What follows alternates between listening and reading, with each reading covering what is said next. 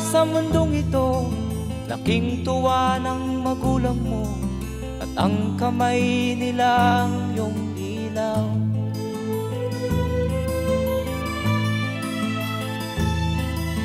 At ang nanay at tatay mo'y di malaman ang gagawin, minamasdan pati pagtulog mo.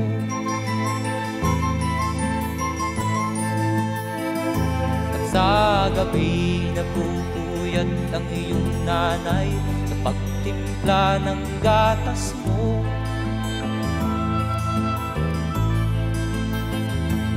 Sa umaga na may kalong ka ng iyong amang tuwang-tuwa sa'yo.